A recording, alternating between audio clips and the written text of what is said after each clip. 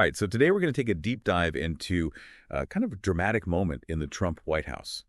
A cabinet meeting that basically turned into a huge clash between Elon Musk and a bunch of high-ranking officials. Yeah, and our main source for this is a really interesting piece from the New York Times that gives us a look behind the scenes of this administration. It all went down in the cabinet room with President Trump himself running the meeting.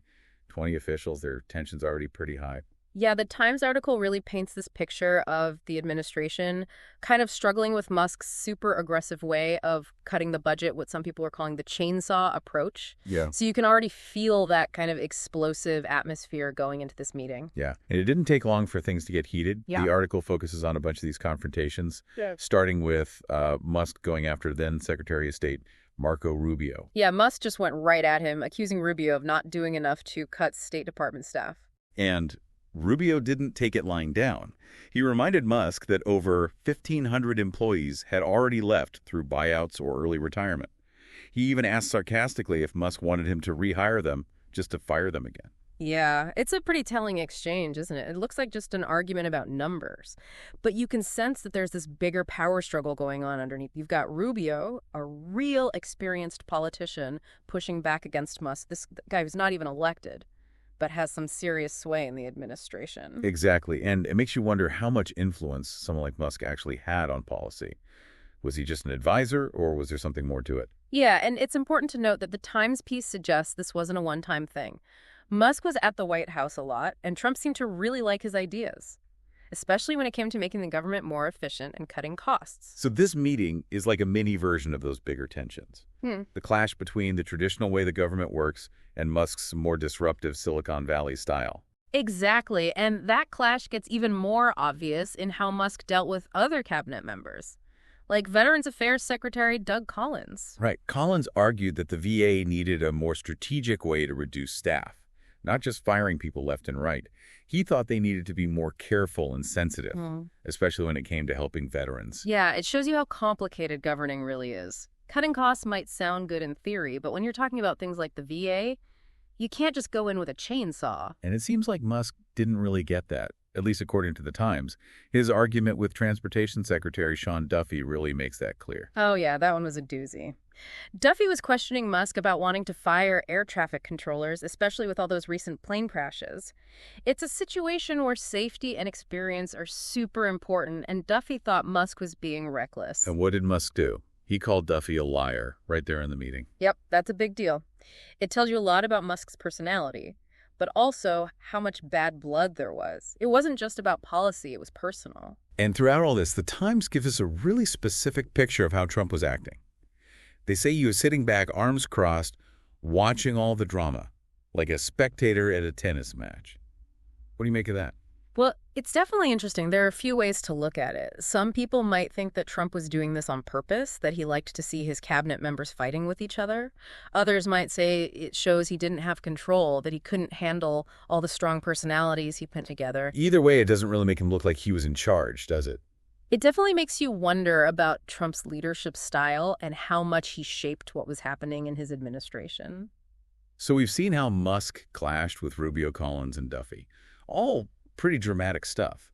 But what actually happened at the end of this meeting? Did anyone try to get things back on track? Well, eventually the meeting did end. Trump said he still supported cutting costs, but he felt like he had to remind everyone that cabinet secretaries were the ones ultimately in charge of their departments. It was almost like he was saying, okay, back to basics, which kind of shows how crazy this meeting had gotten. Yeah, it's funny because on one hand, it seems obvious, right? That's how the government's supposed to work. But the fact that he had to say it out loud means that things were really messed up. Like maybe Musk had more power than he was supposed to? Exactly. It suggests that Trump felt like he had to put things back in order, to remind everyone who was really calling the shots. And that tells us a lot about how power worked in this administration. It definitely leaves us with a lot to think about. Yeah. Was this meeting a turning point for Musk and the administration?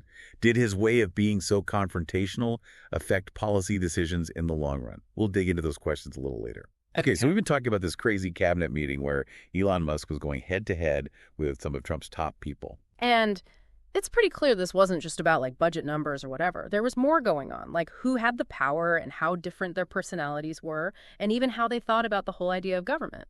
You said earlier that the Times article kind of hinted that this wasn't the only time this happened. So what else do you know about Musk and the Trump administration? Well, for starters, Musk wasn't just like dropping by randomly. He was at the White House a lot, serving on these advisory councils, talking to Trump directly about all sorts of things. Yeah. Especially tech stuff, innovation, and yeah, even changing how the government works. So they actually had a real relationship. It wasn't just for show. Exactly. And that's where things get even more interesting. You have this guy Musk, right? He's a billionaire, built everything himself, completely changed whole industries. And now he's stepping into this world that's known for being slow and stuck in its ways. Yeah, and he's bringing that whole move fast, break things attitude that Silicon Valley's famous for. Exactly. And that creates this weird dynamic where Musk's ideas, some people loved them, but others saw them as a threat to the way things had always been done. Which is probably why that cabinet meeting blew up. It wasn't just about personalities. It was about totally different ideas about what the government should be doing. Absolutely. And I think it's important to say that Musk's approach, even though it was disruptive, wasn't completely wrong.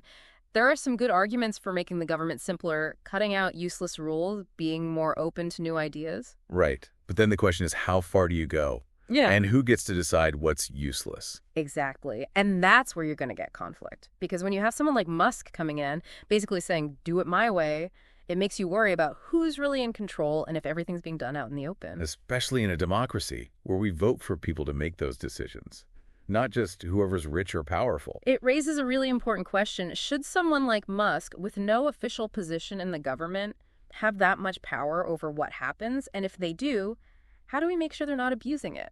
And that's something we're still dealing with today, with more and more tech people getting involved in politics. It's not just about Musk anymore. It's changing how we think about power and influence in the 21st century.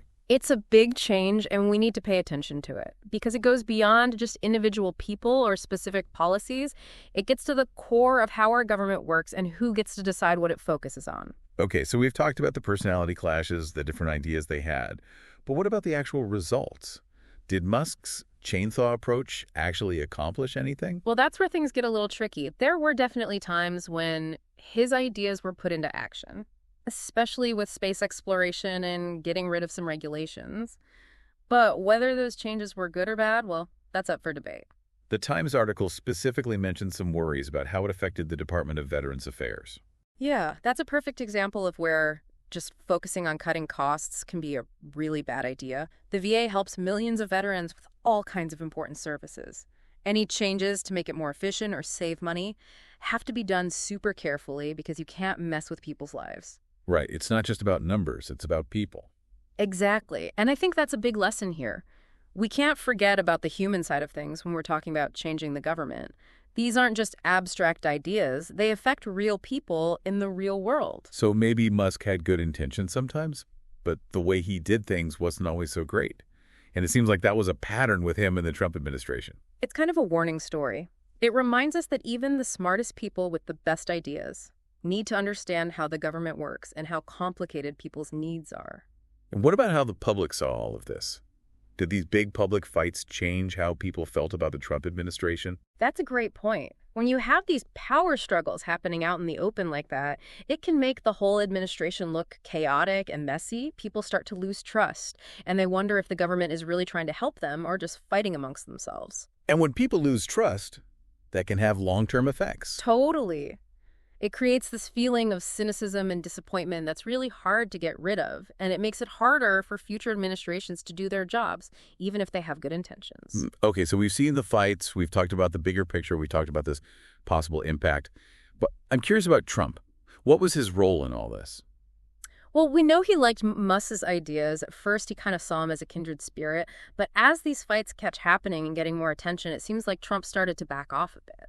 You mentioned earlier that he had to step in and remind everyone that the cabinet secretaries were in charge during that meeting. Exactly. And I think that shows that Trump was starting to realize that giving Musk so much power was a problem. It was causing more trouble than it was worth. So maybe he realized that even he, someone that likes to shake things up, needed some kind of order and control in his administration. Maybe. Or maybe he just saw that these public fights were making him look bad and hurting what he was trying to do. It's hard to say for sure, but it's obvious that Trump's relationship with Musk was complicated and changed over time. And that relationship really reflects the bigger tensions of the Trump era, that push and pull between the traditional way of doing things and these new disruptive forces.